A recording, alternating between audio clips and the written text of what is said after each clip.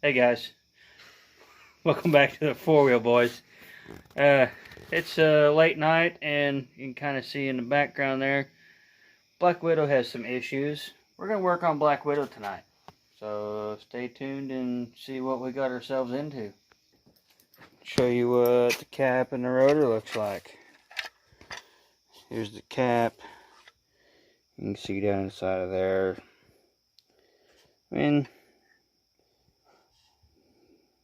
The contacts for the post aren't terrible. I've seen worse and still run just fine, but that center there is nice and cooked because, well, I was going to show you, but I dropped the button. This little guy right here is supposed to be focus. No, that's making it worse. Focus.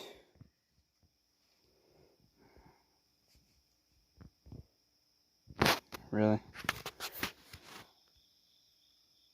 Oh, there we go. Apparently, don't like to autofocus. There we go. Figured it out. See how that's kind of chunked off there. Well, it's not supposed to look like that, and it's also not supposed to be that short. So here we got a new cap, and that's the new button. See, it's about, I'd say roughly twice as long, about a 1/4 inch longer. It's supposed to stick out of the cap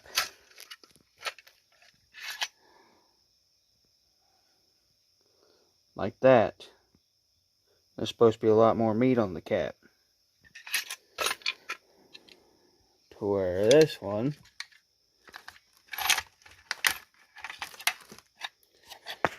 barely a little nubbin sticking out, and also not a whole lot of meat on the cap for insulation or support. So we got brand new cap, which comes with this little button, by the way, in case you didn't know, because I didn't know. Comes with that little button. I keep dropping things. Comes with a button, a little insulator pad, which goes right here on top of that. And then you have your coil. Right there is the contact. We'll clean that up. But the little contact point there goes down on that spring. And that insulator pad, well, insulates everything so it don't short out, your power don't get where it don't need to be. Basically, you put that in there. There's 4 screws, holds the coil down, and then you have your coil cover, which goes down on top there. These wires go down inside of there, just like that. So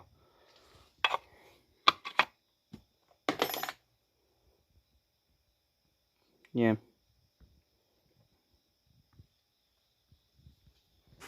this thing still ain't focusing right. I don't know how to.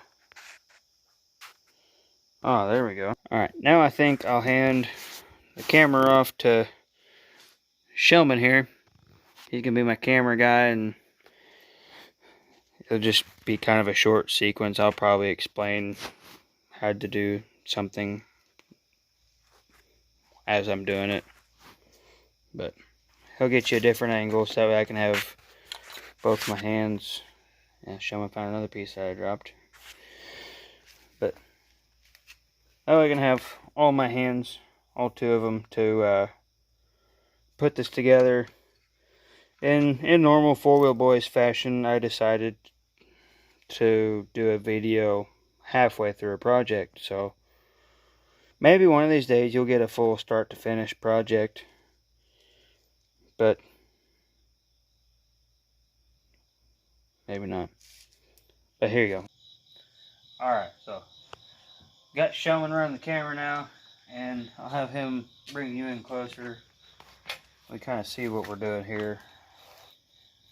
And I'm not very organized with all this, and I kind of started actually 2 days ago by now. But my plan was just to kind of tinker around with Black Widow, and oh, there's a tiny spider. Got him. But Black Widow had been running kind of iffy, but it was still drivable, so I didn't think it was anything real serious. So I just kind of started tinkering around with it and figured out that cap and rotor was pretty well worn, so went to a local parts store. I had to order the one I wanted. It's the Excel brand, and from the research I've done, and the price had a lot to do with it, it's a pretty good brand, pretty good quality. I mean, they're all made with plastic, so you kind of just, it is what it is. The biggest thing I was worried about was this guy, which I may be overthinking it, but the old one, which is somewhere, oh, it's still in the old cap. The old one is made out of graphite, or some sort of graphite material. It has graphite in it. And the new one is graphite and maybe bronze or copper or brass. It's hard to tell from the color because there is graphite, so you know they've got the graphite powder all over it, but it's designed to both carry more power and last longer. So should be better. It costs more, so it's got to be better, right? So how you set up these old school HEI GM distributor caps is you get this little guy, put it in the hole first. Then you have this little rubber insulator pad, goes down over that spring. That spring touches that little metal spot on the coil, and that's what gives you power from the coil through the spring to this button, and then that button touches this tab, which sends the power to here, and this thing is spinning around as fast as your, well, not as fast as your motor is spinning. See, how does that work? It's half as fast as your motor is spinning, right?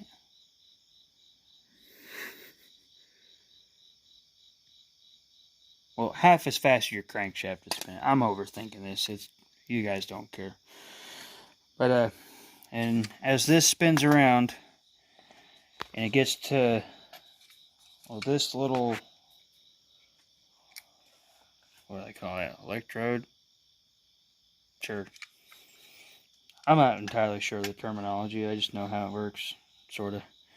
But as this spins around and it gets to the post, which is where your spark plug wire attaches to, it fires that cylinder. And it gets to the next one, fires the next cylinder, and then so on and so forth. And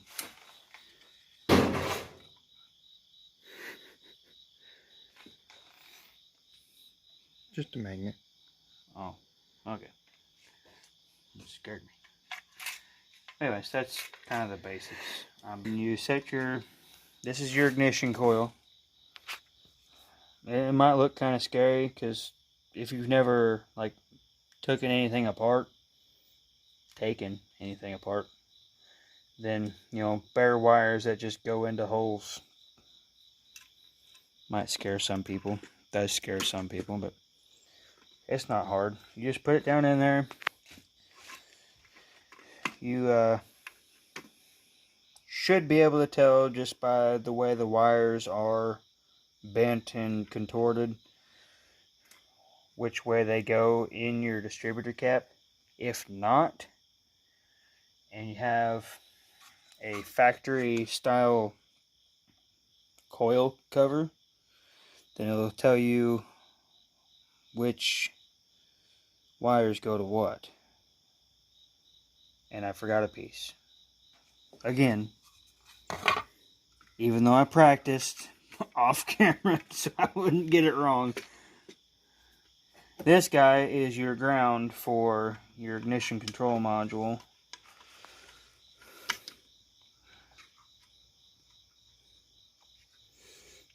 It goes in there in the center, and whenever you screw down your coil, this corner right here touches that and gives you your ground.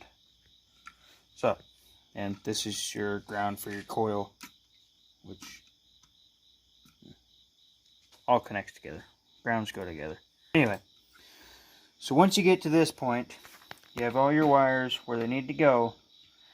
Then you grab your screws. And if I had thought about it before, I would have showed you the disassembly. But these longer screws go in there. Probably shouldn't use an impact driver, but I'm going to.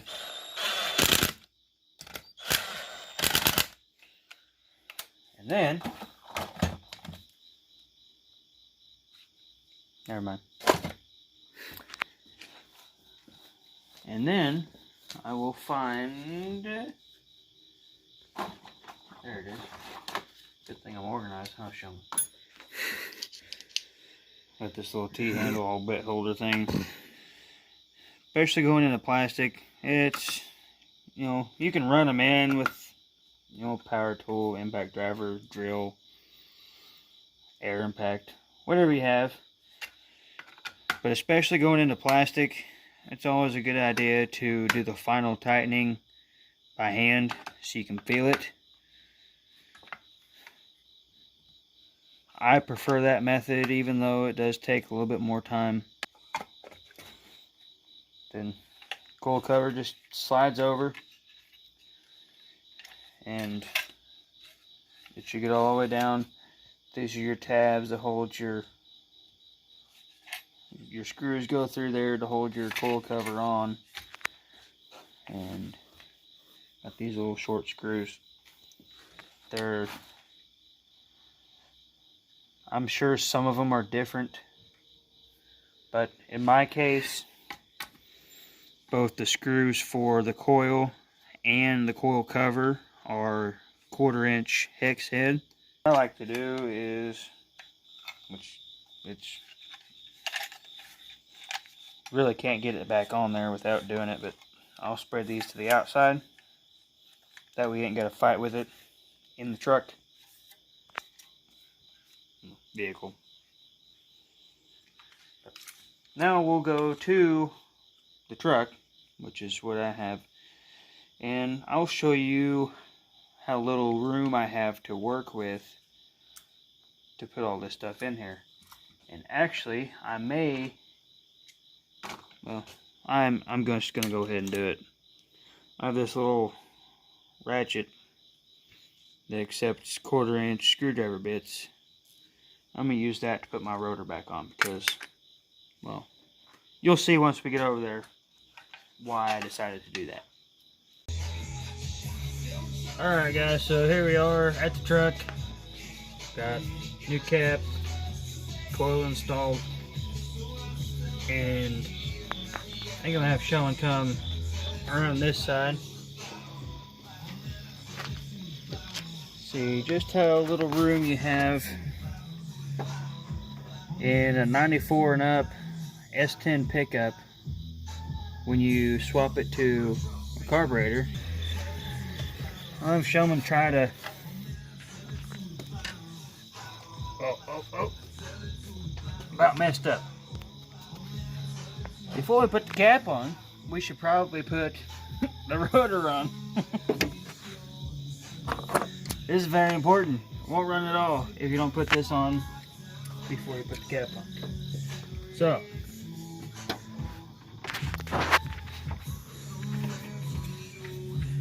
this has to line up with, there's a screw hole here, screw hole here,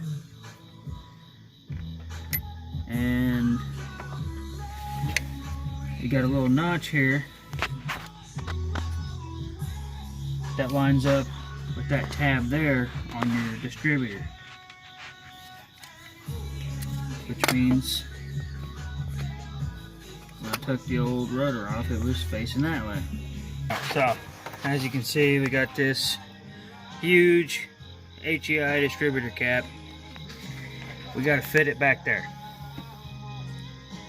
It fits just barely with the carburetor on. Honestly, a couple bucks for a gasket. I probably should have just pulled the carburetor off the intake. I got it out with the carburetor on, so I'm going to try to get back in. I may get tired of it, and we may continue this video tomorrow after I get a new carburetor gasket. We'll just see how it goes. The trick is finding the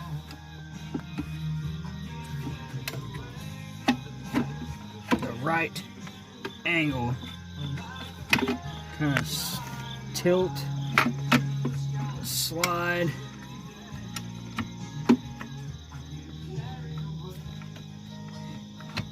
because you got the hold down screws for the cap, and you also got the bolts for the rear float bowl on the carburetor.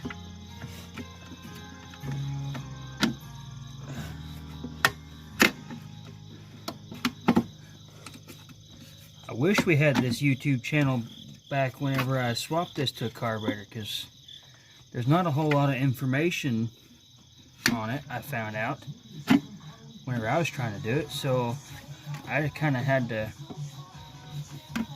basically research old school technology and what worked together and what had the pieces that I needed so I could find them. Because people don't usually carburetor swap S10s. I don't know how I got this thing out. It wasn't fun.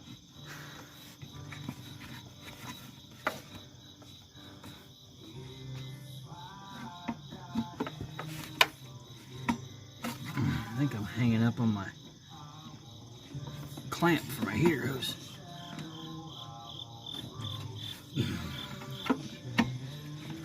Tell you what, we're gonna try something. Maybe if I can get it back out. I'm gonna grab a flathead screwdriver, which we'll need anyway to put this cap on. I'm gonna undo that clamp. Hopefully we won't lose too much coolant. There we go.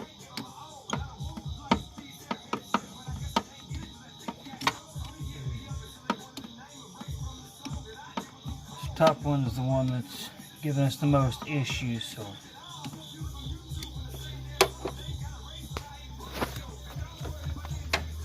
take it off, try not to get coolant inside the distributor.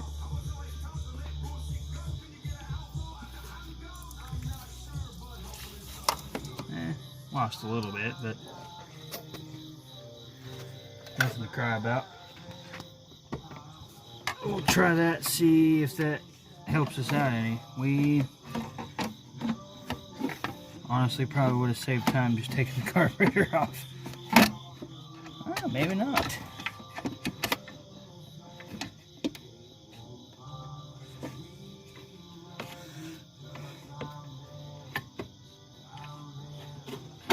And there we are. We're in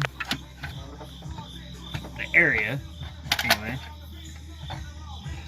And something I should have pointed out You can't really see it now that I've got it in there, but there's a notch on the distributor.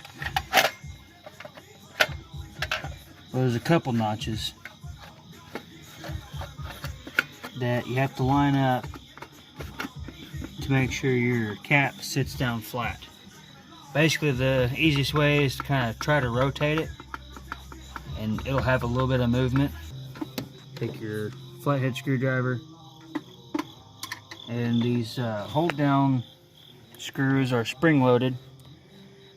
So you got to push down fairly hard and rotate clockwise. Basically, you just repeat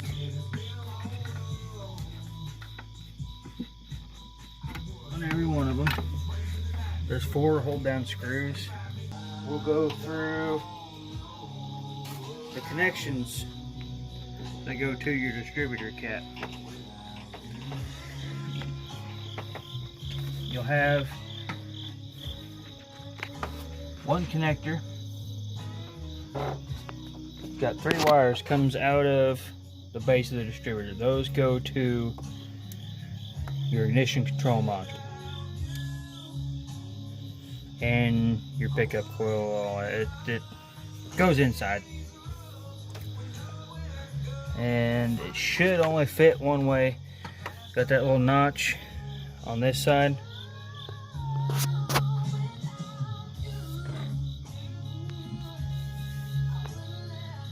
There, so you got that notch right there on that side. You're supposed to only let it go in one way. And it appears we got it in there right way. So just kind of tuck your wires out of the way. And like I said, on these, any vehicle that has this style of distributor, somebody's gonna have monkeyed with it at one point or another in its life. In this case, this is technically a connector for an older GM alternator. I just had this laying around, so I wired it up for my distributor connector because it had 2-wire connector. I cut the locking tab off of it, and it slips up inside here. This side right here goes to my factory tachometer, and this side here is the power, 12-volt power to the coil.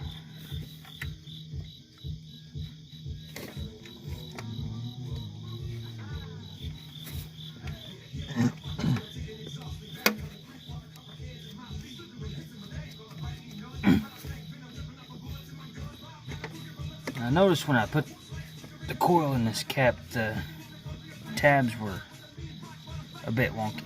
So you might have to wiggle it a little bit to get it up in there, but in my case it just uses the friction of the terminals and the plastic connector. I'm sure you can buy the actual connector that actually locks onto these tabs here, and if you're lucky, you have a vehicle that hasn't been messed with where it has the correct connector. Anyways, there's your connectors. Before we forget, I'm gonna go ahead and put my heater hose back on, so I don't just spew coolant everywhere. Oh yeah, we're rolling. Alright, so we've got our connectors. I reconnected the heater hose, which that's my own setup. I might make a video, well, we might make a video on the little tools that we built to do. Get a closer look at that, Showman. These little wire hose clamps. I did it just basically just for fun, to try it out. And you're supposed to use stainless steel wire. This is just regular steel mechanics wire, and it's been in there for, well, it's lasted longer than my eBay distributor cap, so I put it on at the same time. Anyway, So now we'll get to the firing order and where these guys go. And the firing order on these is 1, 6, 5, 4, 3, 2. So kind of goes in order, but not really. This post right here, that's number 1. And number 1 is the very front cylinder on the driver's side on a GM and Dodge engine.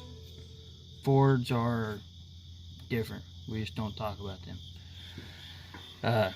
So in this case, this one is number 1. Then that's on the other side from where I'm at. So we're starting on the passenger side, which is the even side of the cylinders on a V-block. So if you remember right, this one is number 6, because you go clockwise when you do your firing order. So 1, 6, 5, 4, 3, 2. And number 2 is the very front on the passenger side. And just to keep it easy with the way I have, here, show them my fancy wire separators. Zip ties. I have all my wires separated to where they won't get on the headers and get melted. So this one is number 2. It's the longest one. It also helps you kind of keep your order on your plug wires, because if you set them up right, they pretty much only want to go to one spot. So there's number 2. So the next one going down the line on the passenger side would be 4. We got 2, 4, 6. So number 4 is the middle. We got 1, 6, 5, 4. So this guy will kind of tuck back here. I don't know if you guys can hear the snap. You want to hear that snap. And a sort of side note on the quality so far from what I've noticed on this Excel brand cap versus my eBay one, my plug wires, I never could really get a firm positive snap on the cap. But this one, Showman can tell you, it's a nice firm snap. Like, you know they're connected. So that may help my issue too.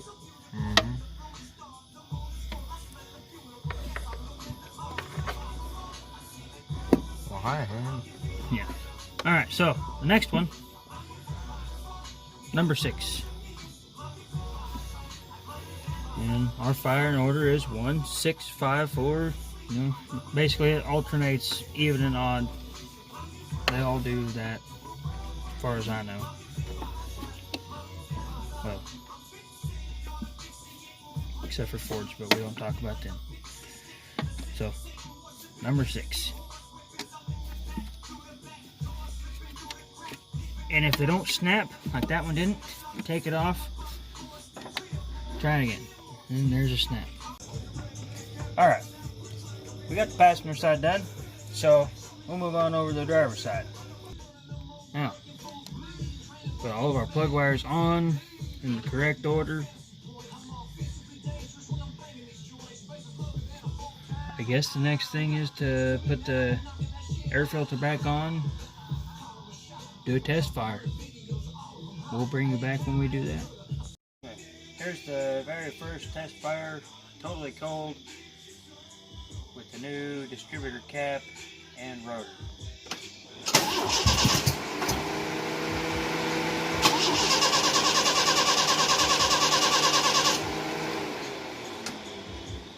Interesting. Alright, so apparently something got messed up, and a lot of people will edit out where they messed up and just go right to, hey, it works, you know. If I'm not like that, I'll show you whenever I mess up. I don't care. Everybody messes up. We're all human, so let's try to figure it out together. The only thing I can think of is whenever the timing got messed with, it may have turned the distributor to where I'm just one off on each post. So that right there, might be too much light. That post right there, what I thought was number 1, may in fact be number 6, which would make this one number 1. So what I'm going to try is the simplest without pulling everything else apart. I'm just going to move every plug wire one post over counterclockwise and test fire. I mean, the worst that's going to happen is it'll backfire. Hopefully it don't catch on fire. I'll do that real quick and then we'll bring you back to the test fire. Alright, I think we figured it out. Don't know.